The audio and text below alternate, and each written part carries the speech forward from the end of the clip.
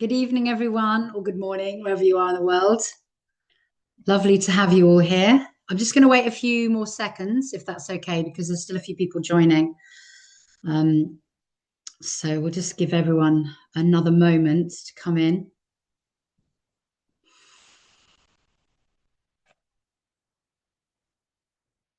Yeah, there's still people arriving. If I put the meeting on gallery, can you see me when I'm speaking? No. Yes. Or is it easier? I'm just trying to work out what the best way, or is it easier like this? Is that easier for everybody? Yeah, okay, I'll do that then. Okay. Oops, still people coming in. All right, we'll just give them a few more moments. Okay, so I'll begin now. Thank you. Still people coming in. All right. So first of all, thank you all for being here. It's lovely to see you all. It's always exciting to have these conversations. Exciting things always come up. Just some housekeeping to remind you that I am recording this, and I will probably, so it's almost 100% likely, put it on YouTube afterwards and all my other platforms. So if you have a question, please be mindful that you're being recorded, okay? And it will be public. I'm very happy to take questions in the chat, although that's harder for me because I'm kind of doing all the admin as well.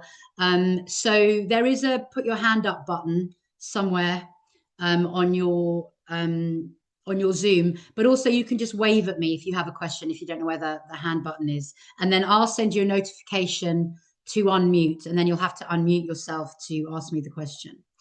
Okay, there's still some people coming in. Should we just take a moment before we start to kind of connect our hearts together? I think that would be a lovely thing to do. So just take a moment and either put your hand on your heart center or on your actual heart. And just take a few breaths into this area. Allow your awareness to drop into your heart or your heart center.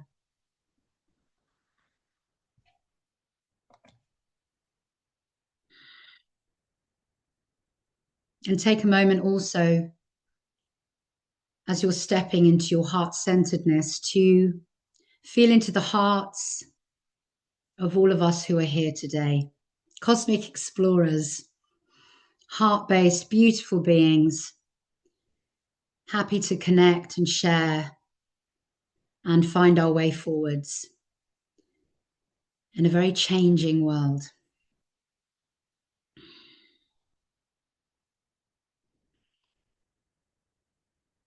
Great. Thank you, everyone.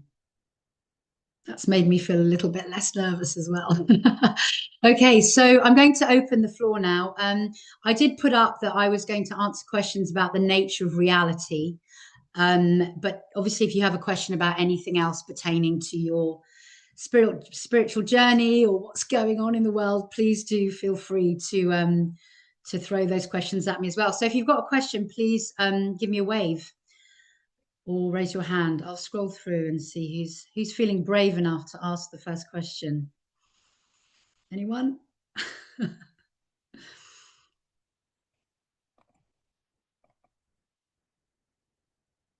Thank you, Stephanie.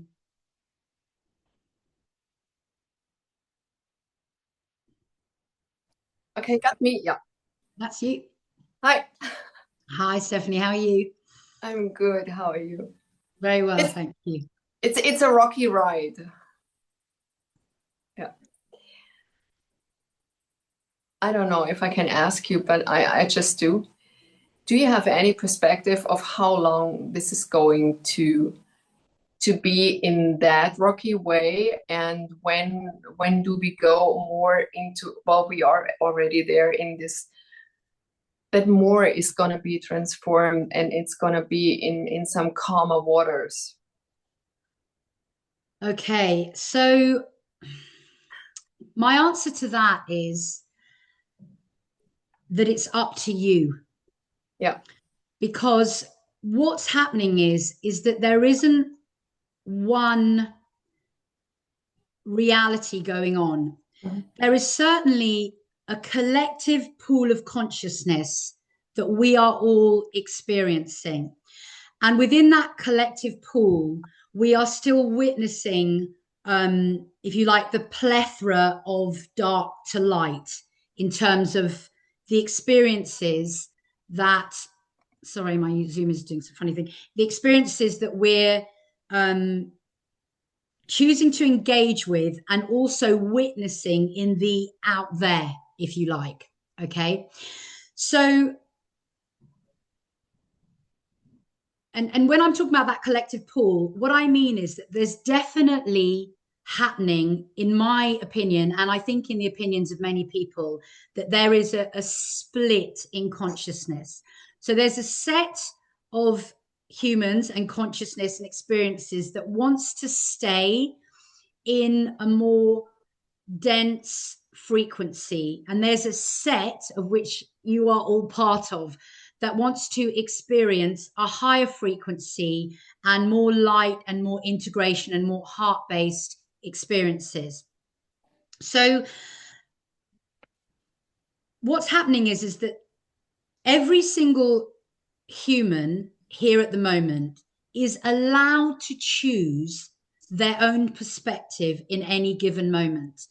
And because we're a collective species, we're all interacting with all of that and we're feeling all of that all of the time. Okay. So you don't just feel and see your perspective, you see and feel the perspective of the other, because the electromagnetic fields around our bodies, our biofields, are communing with one another and sharing information with one another all of the time on a quantum level.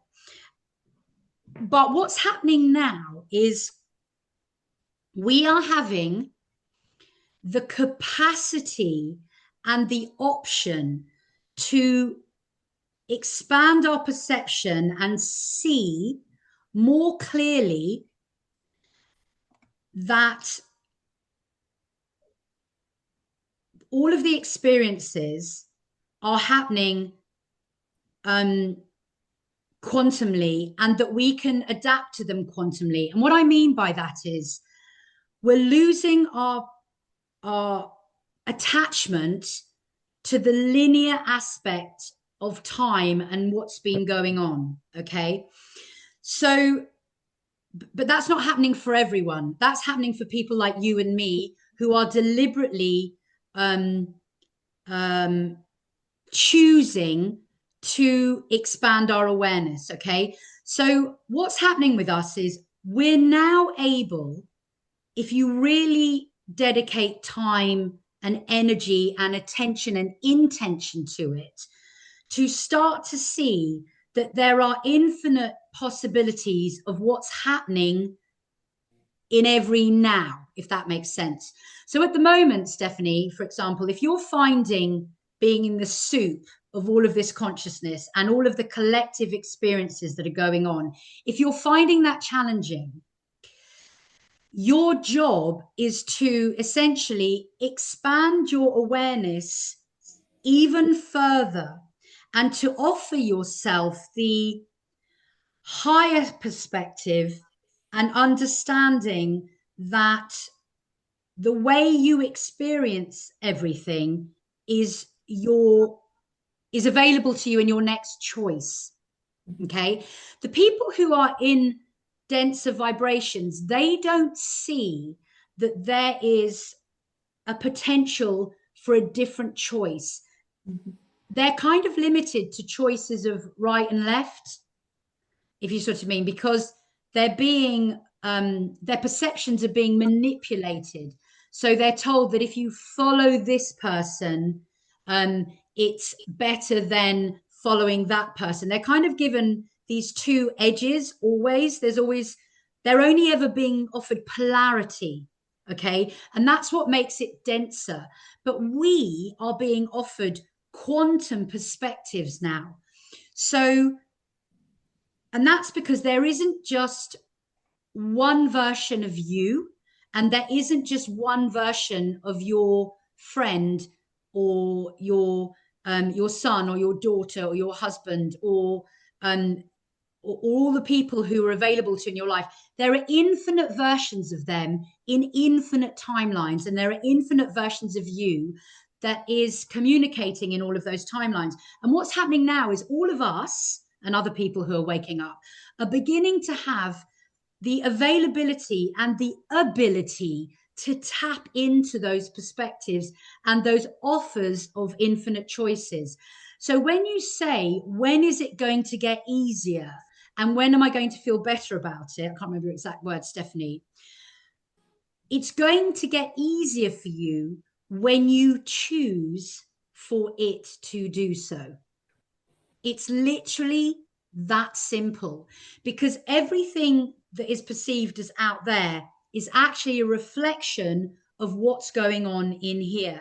And what we're doing when we do our energy work and our spiritual work and all of that kind of stuff is we're becoming more attuned to the realization that our thoughts and our feelings affect the apparent exterior world. So, and as we take responsibility for that, and we work on our shadow, and we make new choices, and we choose to engage with people in a more responsible way, understanding that their behavior is a reflection of our internal thoughts and feelings, and we heal ourselves from the inside out, everything just gets easier anyway. And Stephanie, the thing is that I imagine, I might be putting words in your mouth, but I imagine that your world and your life is already much easier than it was when you were unconscious, which may have been when you were younger. And I would definitely say it was much easier and lighter than it was for you in past lives.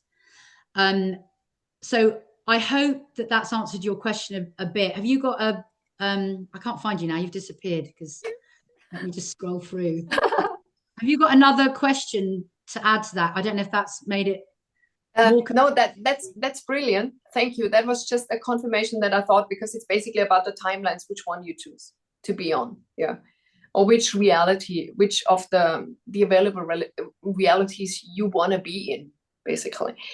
And the only question that remains for me, what will remain, for example, for the family members that choose to live in the denser ones? Do we lose, are they fading out? Do we lose them, or can we, do we connect if we want to, or how do you see that in the next couple of years? Okay, so I think so basically, let's say you have a family member who's unconscious, who wants to be controlled and told what to do, and isn't ready to ascend yet for whatever reason. Then they're just not ready. Okay, so there's a couple of options here that may happen, and one of them you may all be experiencing now. So this is where you talk to an unconscious family member, okay, about something, or you're just trying to communicate with them, and they just haven't got a clue what you're talking about, and you similarly can't understand where they're coming from or how they can be in the current understanding that they have. So there's this kind of mismatch. And what's happening in that mismatch is that person feels kind of far away from you and in a way unreachable to you. So the connection is getting more faded and looser. And this happens to us all of the time. We have friends, we elevate in our consciousness, they're not interested in the same things as us, and we can fall away from our friends, and we can fall away from our friends and family. And that's because you literally can't see someone in your field that does not have a resonant frequency match to something within you. So if you have a family member or a friend and you're just on completely different planets, eventually you will have less and less to do with them. Let's say you're going one way and they're going another way, and you'll have less and less to do with them, and it won't be sad for you because your life will be filled with other things, and it won't be sad for them because you're literally just fading away from one another. And I think many of us are experiencing this at the moment. There's this whole other world, isn't there, in the earth split, and they're still kind of around, but we kind of have less and less to do with them. So that's kind of one option. And you may find that some people in your world literally dissolve away from you and you from them. Okay. And it may be that you never even remember who they are at some point, or that you even never knew them, because there are infinite realities and we're tapping into them all of the time. Okay. But the other option is let's say you have an unconscious family member.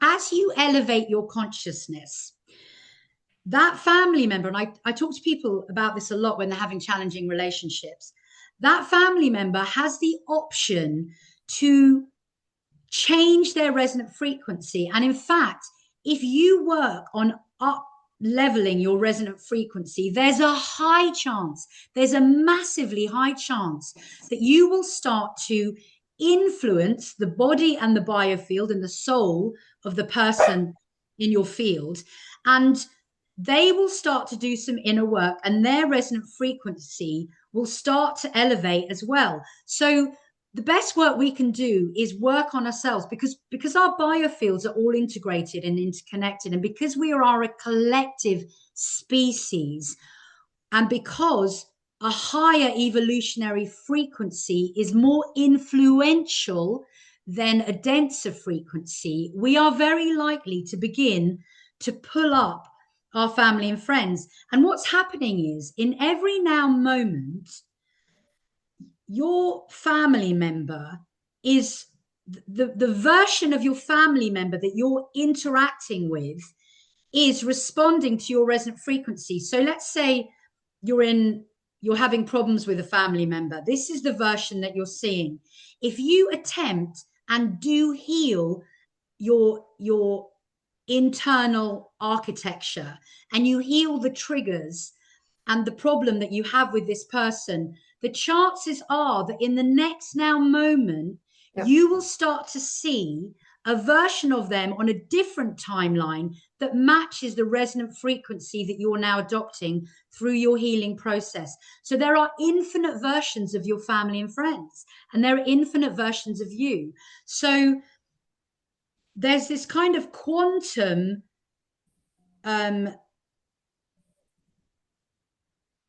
entangled aspect that we're having with one another.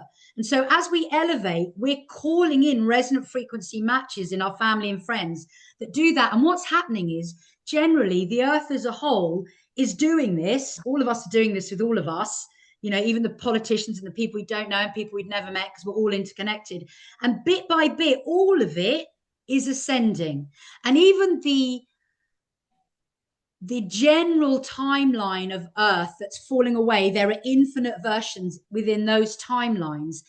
That version must evolve, because evolution is unstoppable. You can't stop evolution. So all of it is evolving anyway. And because we are essentially, if you like, doing all of this, and we're evolving into the fifth dimension, which is the dimension, it's the dimension that's related to our throat centers. It's the dimension that's related to truth. And it's the dimension, when you start to get to truth, we start to see that we're all one thing. So even if we're all ascending, as we ascend into unity consciousness, that other denser version of Earth, let's say, with all of their timelines, we know, we see, and we feel that they're all still encapsulated within the all that is, within unity. And so they may feel the loss, if you like, of us falling away, but it's unlikely we'll feel the loss, because we're moving into a dimension where there isn't loss. So yeah, I hope that helps. Does that help, Stephanie? Yeah, it's awesome. Thank you so much. Thank you. Can you mute yourself, because I can't see where you are? Of course. Thank you so much. Thank you so much, Sarita. Thank you. Thank you. Shirley.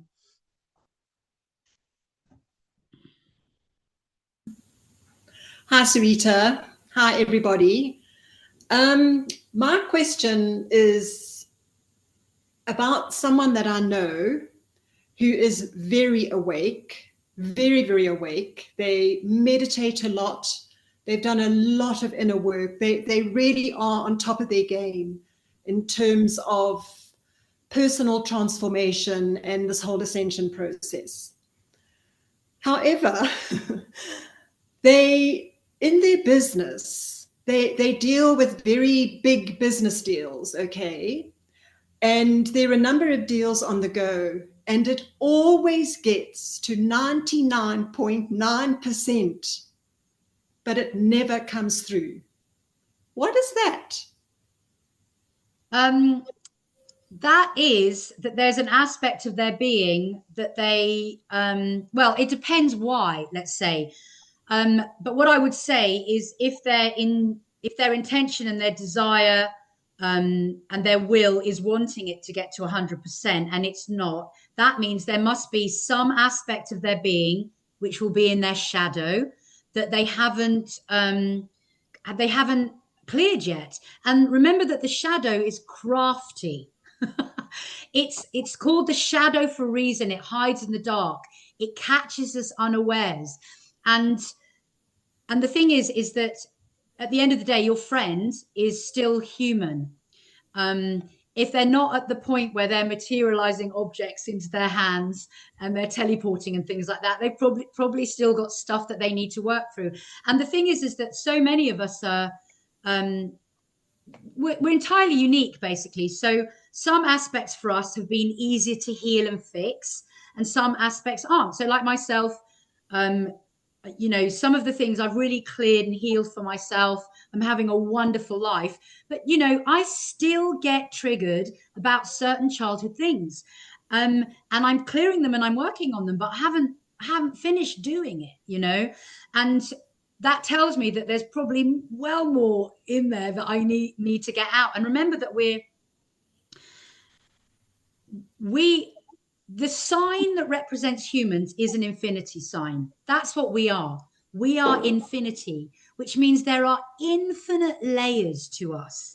And I also have this idea that as we heal, the timeline that we're most prevalent in our inner work upon, let's say. So let's assume, I doubt this is the case, that the timeline that I'm on right now, this version of me, is the one that's doing her best inner work, okay?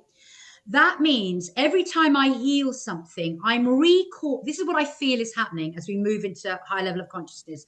I am recalling denser timelines to myself, of myself, and I'm integrating them, because the more spiritual work we do, the more we recall our soul parts so that we become more fully integrated. And the more, I believe, we recall our lower density timelines, okay? And I think the end game is to find ourselves in fifth dimensional consciousness as a whole integrated being. But I don't know how many timelines I've got and how many soul fragments I need to recall on each of those timelines, okay? Because we're infinite beings and we're multi-dimensional beings as well.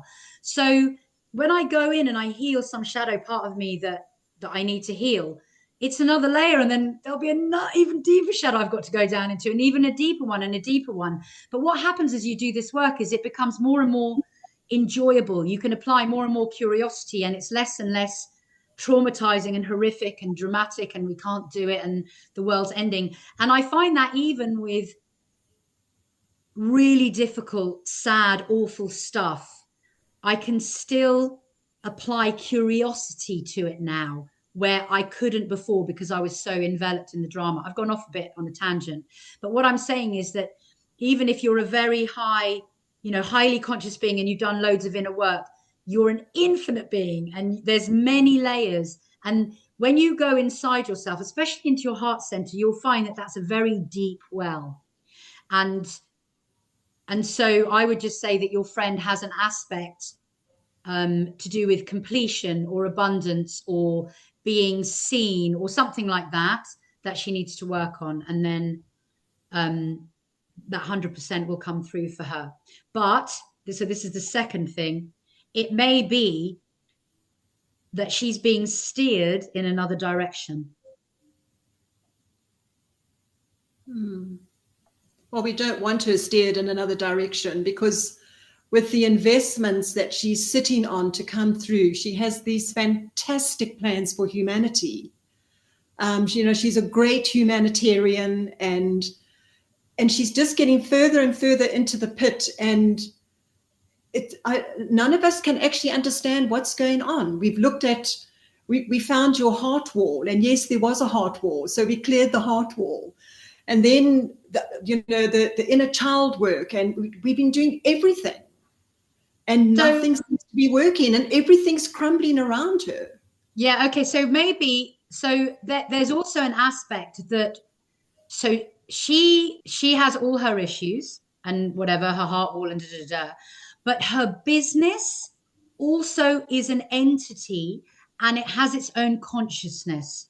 So there's also an aspect where you could work on the consciousness of the business, the heart of the business, the abundance aspect of the business, the shadow aspect of the business.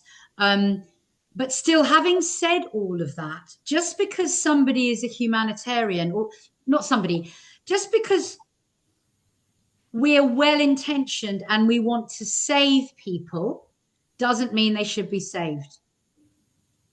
So there may be an aspect where literally the divine or source consciousness is steering her into another potentially better direction and use of her talents. I would suggest, so you could look at the company as an entity, and then if all else fails and you're still hitting walls, I would suggest that your friends stop and be still for a while until something is revealed to her. Because sometimes when you go at things too much, you get in your own way. Yeah. It's a hard one. It's a hard one, and I don't know the situation, so I can just give you sort of ideas of things to look at. I don't know the actual circumstances. Great. Thanks, Sarita. Thank you. Bernadine.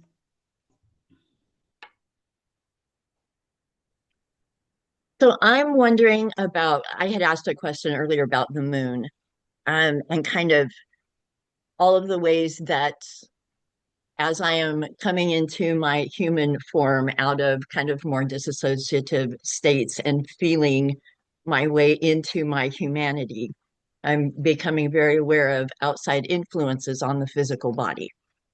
And how do things like electromagnetic frequencies and blue light and how all of that kind of impacts me. And then as I began to have a different understanding of things like the moon and how that might be just so influential on the human body, but that the moon itself might be being influenced by outside sources. And how do we differentiate between kind of historical, traditional lunar practices that might be really helpful to the human body and following lunar cycles in present day as the oceans move and the waters move, with an awareness that it's possible that the moon is being influenced and maybe not in our best interest. Okay, so what I would say is, first of all, what I would say is the more sovereign you are, the less anything can affect you. And I feel that the journey that we're on, becoming fully embodied, is part of recognizing and being able to feel truly what nourishes us and what is good for us. Because sometimes, and the reason I say that is sometimes we resonate with things that we think make us feel good, but actually that's just habit, let's say. So you can resonate with something, but you can resonate with something because you're in denial about something else. So what we really need to do is to practice feeling into our bodies so intimately that we know exactly how everything is affecting us, and we need to learn how to nourish ourselves in the best way possible, remembering that we're affected not just by we're affected by everything through our eyes, our ears, our mouth. It's not just stuff that we eat, you know, things that come through our mouths, everything that comes through the pores of our skin, bearing in mind that all of the orifices on your whole body are portals. Every pore of your skin is a portal. And what we're doing is we're pulsing through these portals into the void and pulling back versions of ourselves that we want in every now moment. Okay, so every pore of your skin is a portal. Everything that comes in through all of the pores of your skin affects you.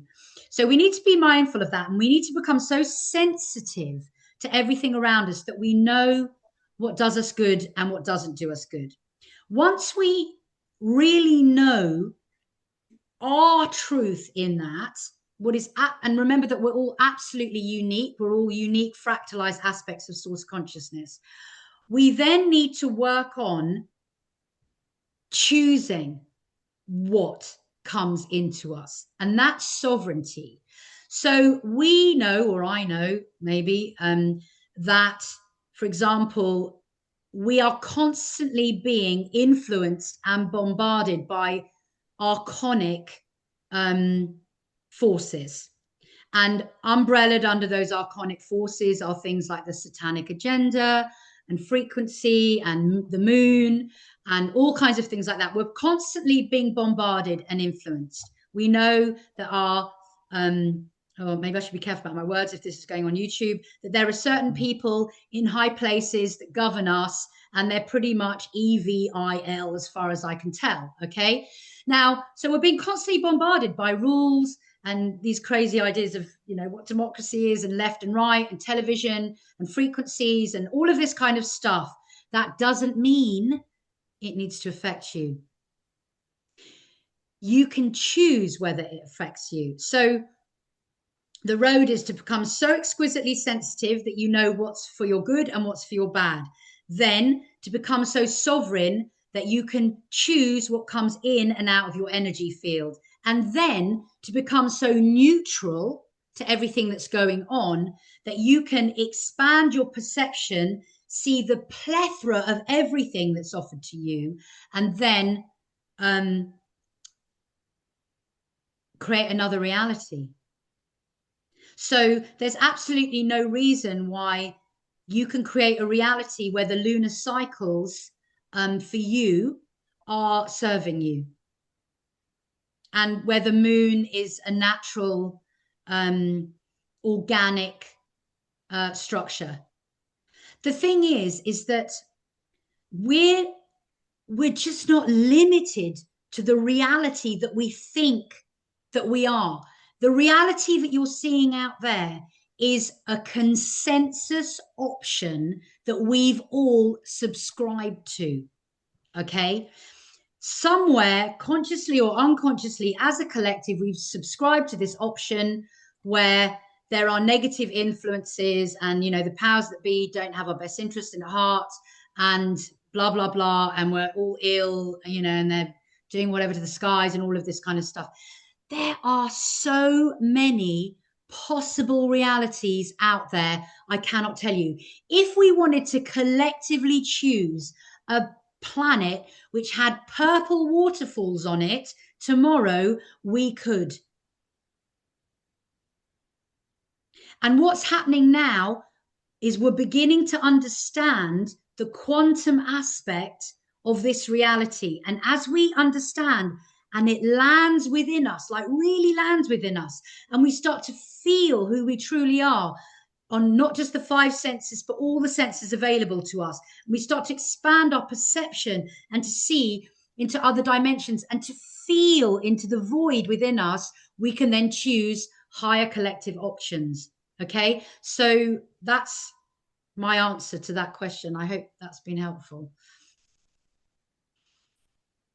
Bernadine, I can't see you anymore, so yes, that's great. Thank you. Okay, thank you. Natalie, where are you? There you are. Hi. Hi. Already observed.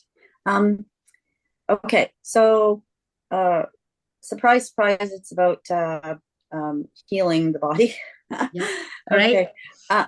Okay, so I know we can command our body, and which I keep doing, and it seems like smaller things it seems to listen to, but the bigger picture, like the main dis-ease, doesn't seem to be listening to me.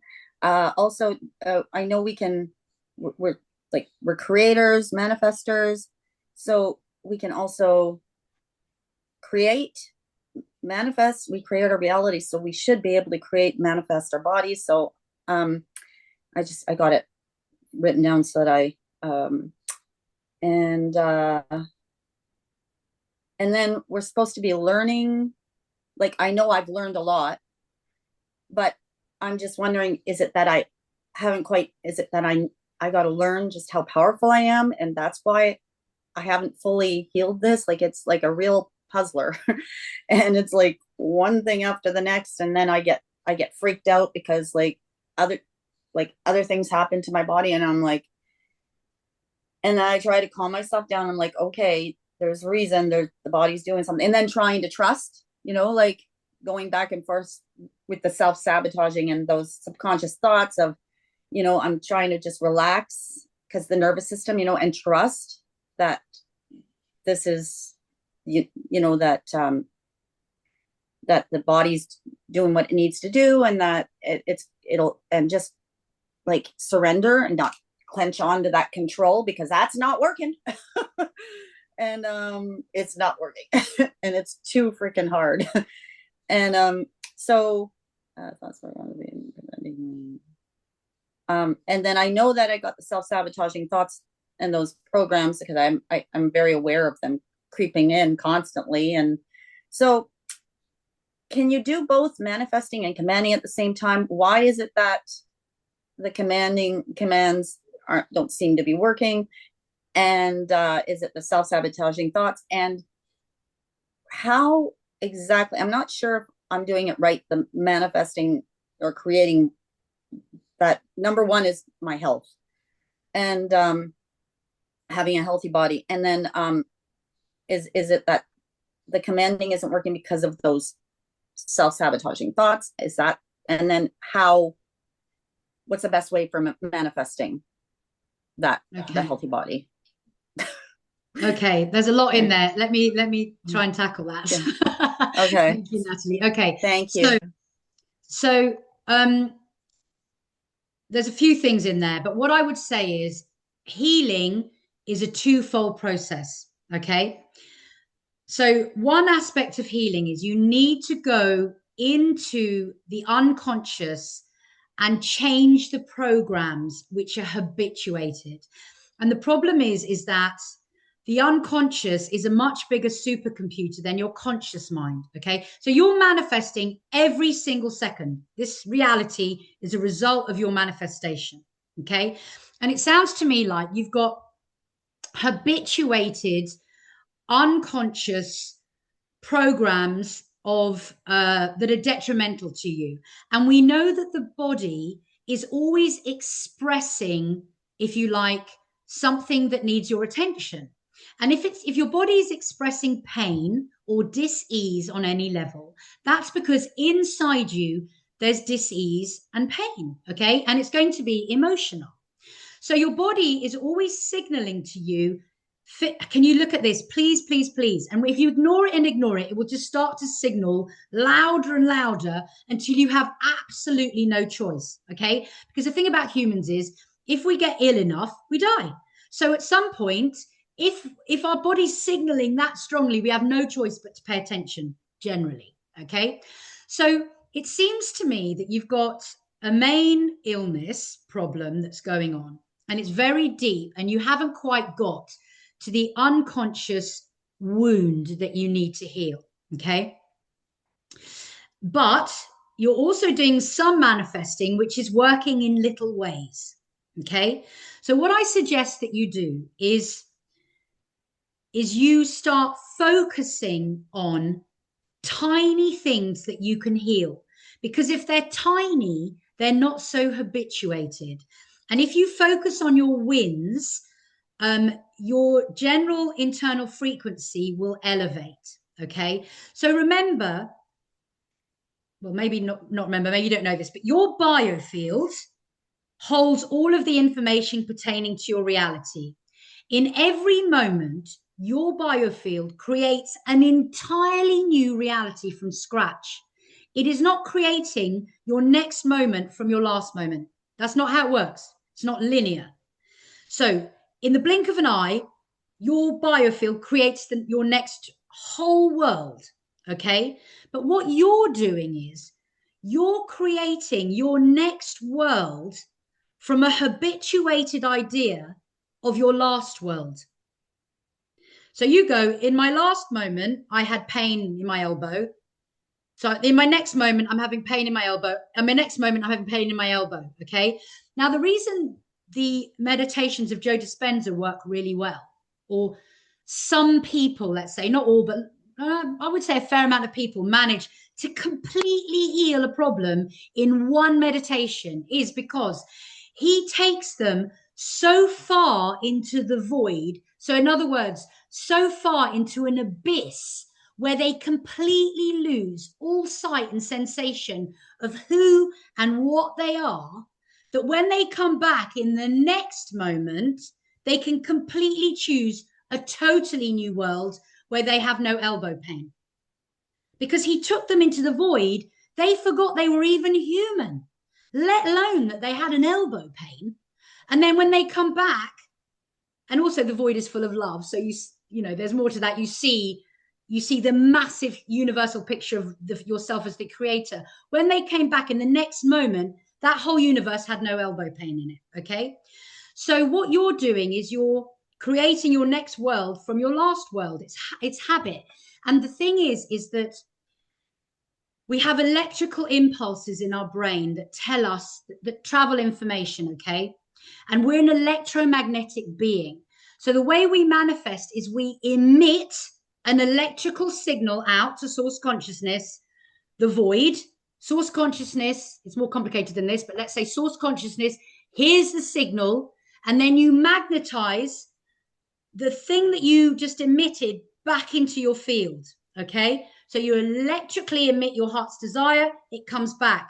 For you, your unconscious heart's desire is that you have an elbow pain, because unconsciously your body is trying to tell you that you're hurt in some way.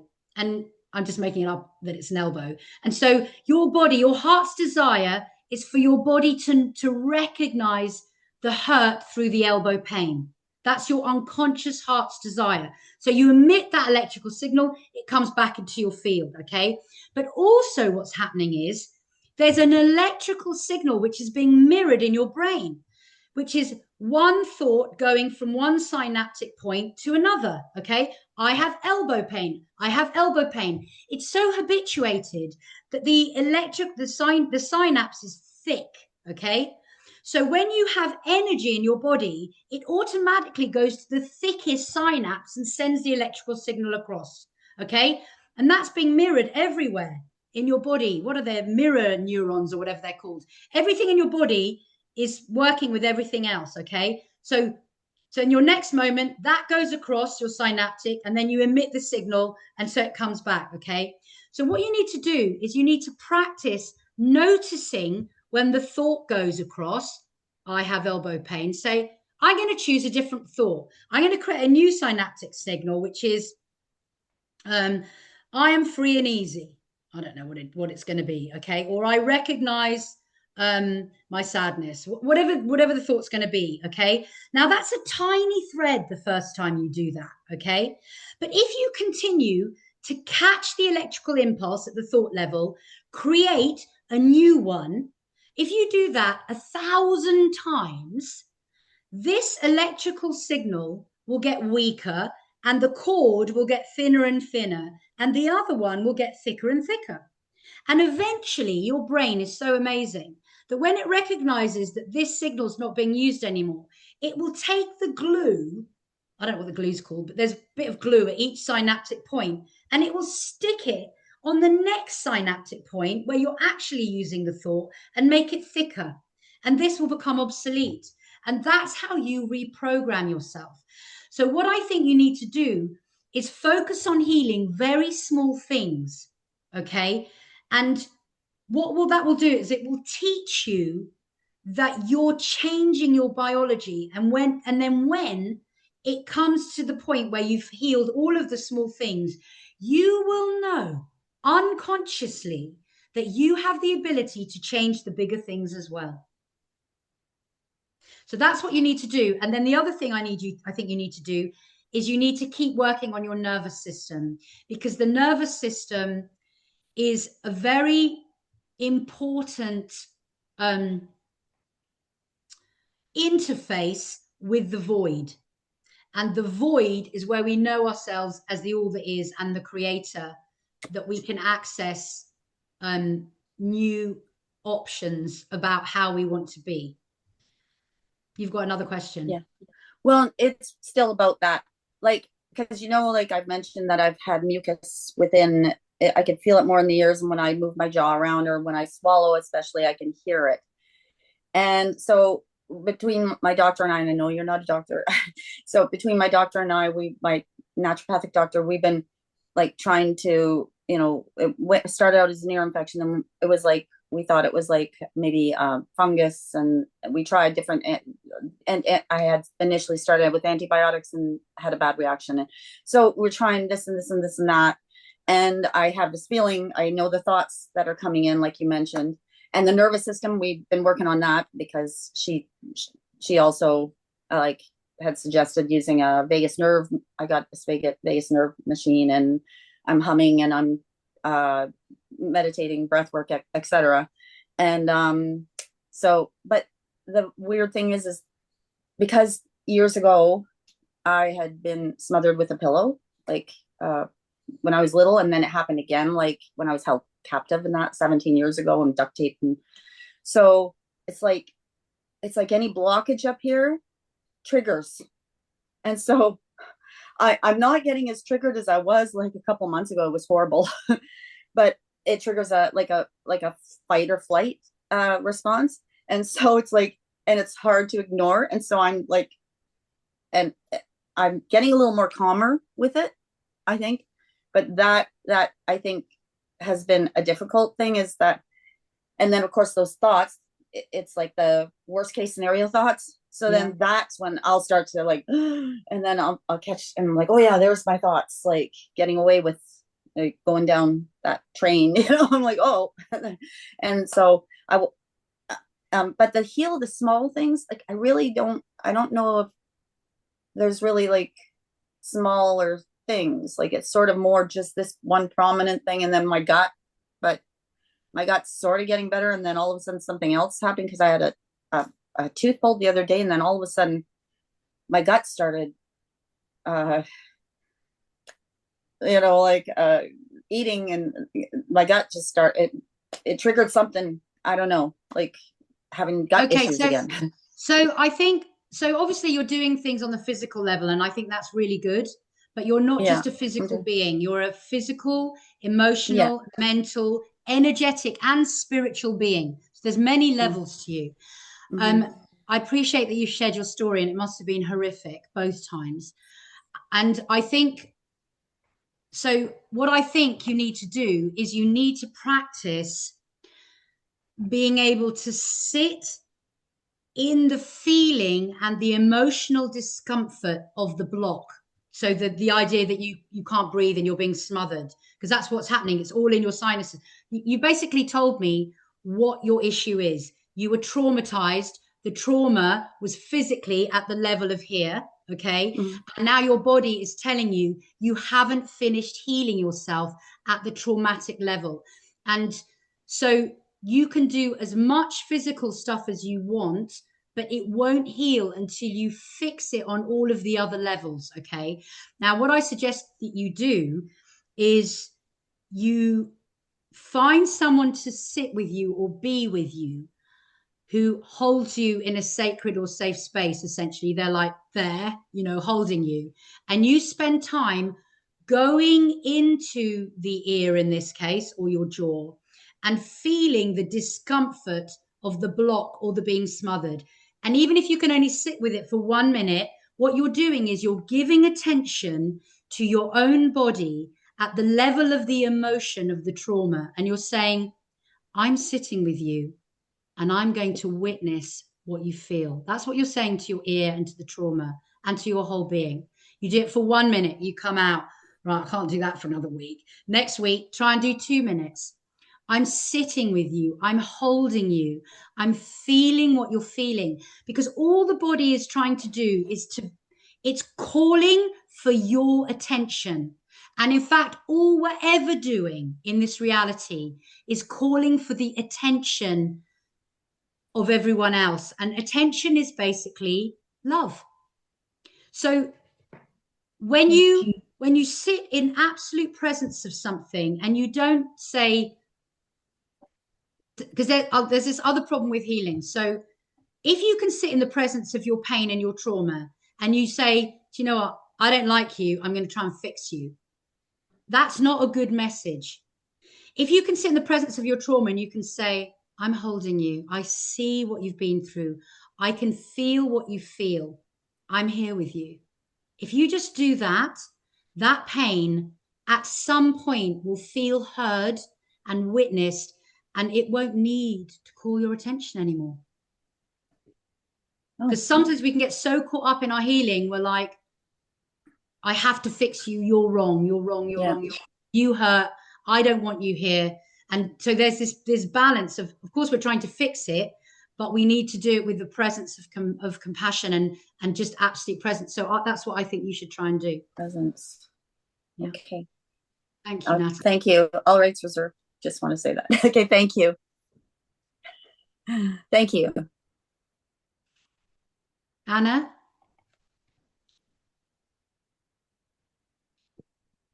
Hi, Sarita. This question might be a bit silly after having all these serious questions, but anyway, I don't know why, but when I close my eyes, I've developed an attachment to an elephant. I find it quite comforting. She seems to blink her eyes at me, but it's quite distracting when I meditate. Have you got any advice on how to handle it? Yeah, so I think what's happening is you've got what I would call in shamanic terms is a power animal has come to assist you in some way or offer their services to you. Okay. Oh, so the reason your power animal is not leaving your field, and the reason you see him or her when you close your eyes, is because when you close your eyes and you're meditating, you're basically giving yourself access to the fourth dimension where power animals come from. Okay, so that's the invisible soup where all the kind of entities, demons, power animals, fairies, angels, all of that, they all live in the fourth dimension. When you close your eyes and you go into meditation, you access that dimension essentially. So you obviously got this power animal that's quite comforting. That's a really good sign. And he's like, come, you know, he's trying to get your attention basically. yeah, So the way to sort this out is to start a dialogue. Why are you here? What are you doing? What can you teach me? What do you want me to do? Can I serve you? Can you serve me? And also, so basically you've got a spirit animal. It's a spirit animal. It's an ally. They're offering you their help. You don't have to accept it. If you don't want this animal, you can say, thank you so much, but no, I'm not interested. But essentially what you do is you start a relationship, a reciprocal, balanced relationship, like you would with any new friend. You start to hang out. Do you want to go for tea? Yeah, you start to get to know each other a bit better. And some friends are great for some things and some friends are great for other things, and exactly the same. But what you've got here is you've got a spirit guide who can assist you in certainly in meditating, in healing, in exploring unseen realms. So that's what you need to do, is open a dialogue. And I think it's just sitting there right there waiting for you to start a dialogue. Yeah, it's very close. Like I say, she's very, I don't know why, she's very close up, and you can just see the detail, the skin, everything. Wow, what an amazing power animal. So I would start a dialogue. Yeah, absolutely. Okay, that's lovely. Thank you, Sarita. That's lovely. Thanks, Anna. Okay, any other questions? Well, I have, but I don't know how to turn on my Yes, please. Who am I speaking to? Sylvie. Sylvie. Oh, hi, Sylvie. Yes, please go ahead. Actually, I'm really not in a very comfortable position in my feeling and emotion. For the moment, everything is going wrong for me, and I have the feeling this is the past, like my parents, or really preventing me to do things. And also what I see from the future is also frightening for me. I have a hard time to see, so to take care of myself, because there's so many distraction and hurdle physically, not necessarily for my health, but for technical things or whatever. Everything goes wrong. So I don't know how to solve that. I'll try to be positive, but why is it like this, that everything goes wrong in my life? And I think everything, all I receive for the future is, oh my God, it's not possible that it's going to happen, or whatever, with all these government and measures and whatever. So it's a difficult time, I think. It's not a quiet time, but for everybody, I suppose. Yeah, so you're having fears about what the future may bring, and you're feeling uncomfortable in your body, and things are going wrong for you. Yeah, and also for the present, everything I do is turning out to be so difficult, and it's just for the past 3 years, it's been really impossible. So I don't know if it's my way to handle. I try to be positive. I'm just like, oh my God, what's happening to me? I just try to do. Okay, so what are you doing in terms of spiritual practice? Do you have a daily practice? In the morning, I pray. I pray in the morning. How do you pray? Can you give me an example? First of all, I acknowledge that there are some forces, and I believe in what you call God, that is helping us, loving us. And then I ask for what I need during that day to solve this problem. I try to protect and bless some of my family, and then I thank God to take care of you. So how are you actually phrasing it? Because so prayer can be done correctly or incorrectly. Mm-hmm. So an incorrect way to pray is to say, please, can you bring me this? I want this. I need this. Can you please bless this person? Okay. Mm-hmm. That's an incorrect way to pray. Okay. The way you pray is you say, thank you that this has all gone brilliantly. Thank you that I received £100 today. Thank you that my health is immaculate. Thank you that my friend has the perfect job. You don't ever ask. Okay.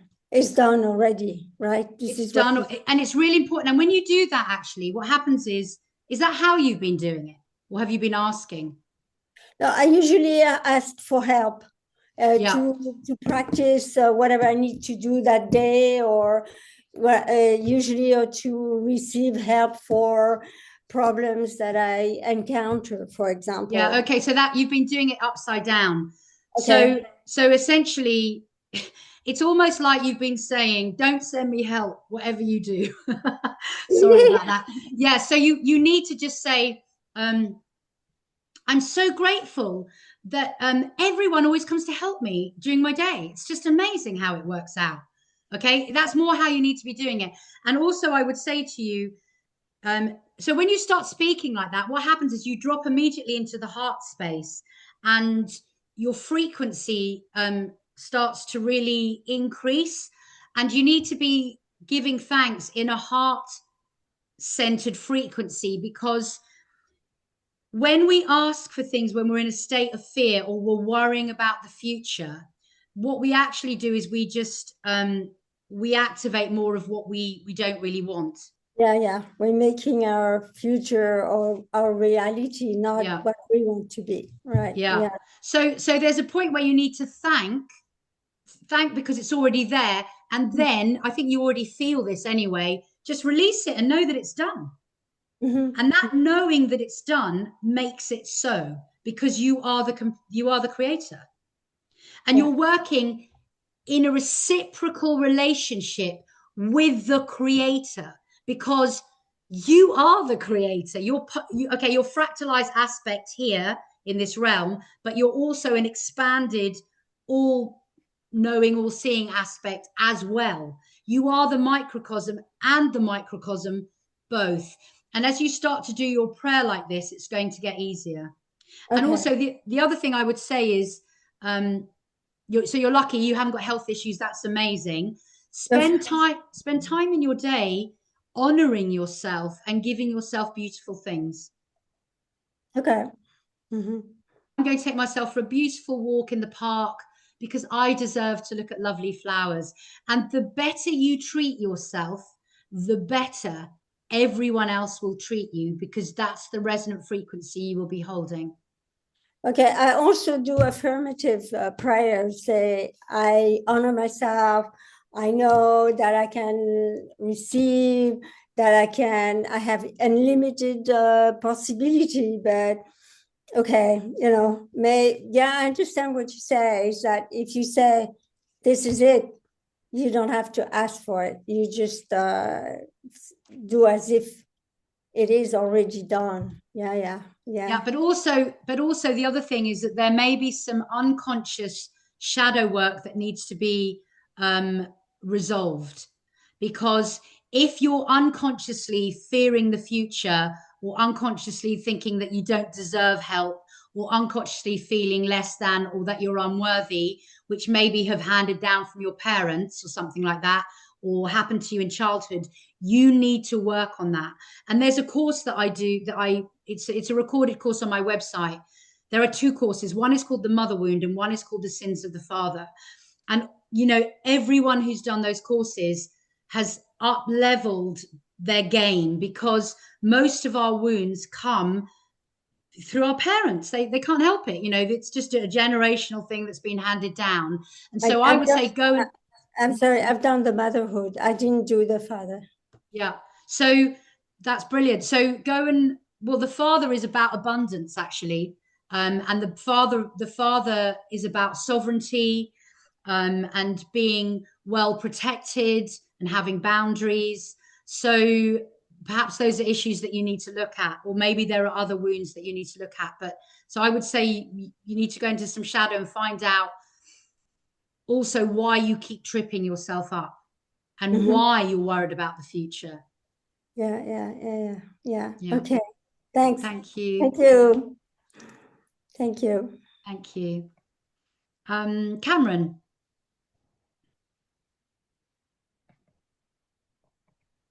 Actually, I see we've been talking an hour, and I'm sorry, I need to go. My questions. Oh, okay, no worries. And I can always ask more later. Thank you for taking the risk to open this up. It's been wonderful. Thank you so much. Thank you, Cameron. Okay, Shari, I'll take one more question, because we're over an hour now. Shari, can you hear me? Yes. Can you hear me? I can hear you. Yeah. Oh, okay. I just have a quick question. I've been very resistant. So I'm dealing with chronic pain, and I've been very resistant to calling it my pain. Do you think that's the wrong should I call it my pain? Because I'm thinking about some of the things that you were talking about with Natalie, and now I'm thinking, maybe I should say it's my pain. No, you're not overthinking it. I think words are very important, and the thoughts we think are very important. But there is this tendency in pain, particularly, and disease, to try and push it away from you because it's uncomfortable. And when we push things away from us, we cause more dis-ease in our bodies, essentially. So I really think healing is a matter of integrating that which we've tried not to feel. It's a tricky one because we don't want to own a disease so much that it becomes who we are. But the fact of the matter is, it is part of who we are. Yeah, so someone said they don't want to identify. You don't want to identify with the illness. You don't want to become the person who is ill all of the time. But the illness is part of you. But the illness is only, the pain is only an aspect of you that wants your attention. That's all it does. It just wants to be acknowledged for what it's feeling. And it's an extraordinary thing when you can acknowledge that and you can feel it. But it's not easy, let me tell you. I have this symptom off and on. I've been healing my hips that have been really painful for 7 years, and the pain is now at 1%. It used to be at, I didn't sleep for years. I just really didn't sleep for years. It was horrific. And it's at 1%. And what I have now with this pain, it's not really even pain, is now and again, I get a restless leg syndrome that comes with my hip pain. I just get it now and again. But when I go into the restless leg syndrome, it's so unbelievably uncomfortable. Like I would say it's close to a feeling of what torture might feel like. So I don't know if it's like left over from some past life or something, but it's so hard to sit in the middle of this restless leg syndrome, take myself right inside the feeling of it. It's intolerable. I can't even describe to you. It's like I'm having an electric shock or something. And I'm hypersensitive anyway. And when I try and sit in it, I just can't sit in it for more than a few seconds. At the moment, I don't know, but I keep trying because I know it's calling me to feel what's there. So it's deeply uncomfortable, but I keep trying to do it, and I'm sure I'll get there eventually. But it's not an easy thing, is what I'll say to you. It is quite a difficult thing to sit, because the reason we have pain is because we've essentially got something uncomfortable inside us, some dis-ease inside us that we don't want to feel it. So we're pushing it, away from us. And that's what's causing more and more dis-ease. It's the same thing with soul loss. And you can actually experience soul loss in your organs if we push parts of our body away from us. We can experience soul loss. And remember, your body, what makes a human extraordinary is that we're a physical vessel. So we're like a cup, and inside our physical vessel is the essence of who we are, our soul. So that's what makes us amazing. We're soul and physical beings both. And so when we push a pain from inside of us out, we can experience soul loss in an organ, which is not a good thing. We want to be recalling all of those parts back to ourselves. So I hope that's answered your question, Shari. Yes. Okay, that's good. We've gone over the hour. We're at 8:08. I'm just going to read a couple of the questions in the chat and just see if there's anything I can quickly answer for anyone.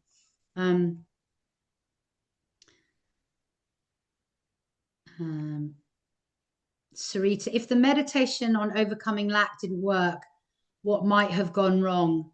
I don't know what the meditation was on overcoming lack, but what I would say is there'll be another unconscious aspect in the shadow that you haven't dealt with, because we are naturally abundant beings. Your natural state is abundance.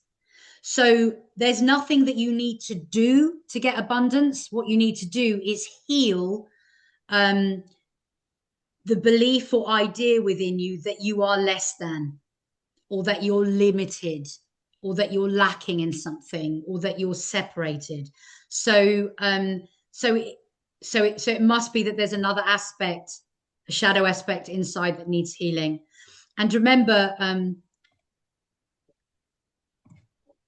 when you truly identify with the truth of who you are, when you know yourself as the truth of who you are, all of those things like abundance and love and joy, they just fall into place. We don't have to go out there to get them. They're in. We just need to unlock them, essentially, by removing the blocks, if you like, of what's holding them back and limiting that. So yeah, are there any other pressing questions? Has anyone, let me just change the view so I can see everybody. Anyone got a very pressing question that they need an answer to? I'm just going to scroll through. Give me a big wave if you have.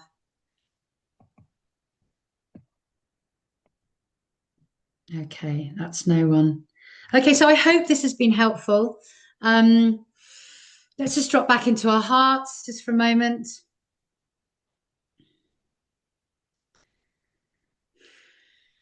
Just sending all of you love for being here. Thank you all for making the effort in your own lives to take your responsibility of who you are, to learn about the truth of who you are.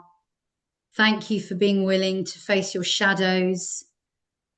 Thank you for expressing and being the love that you are.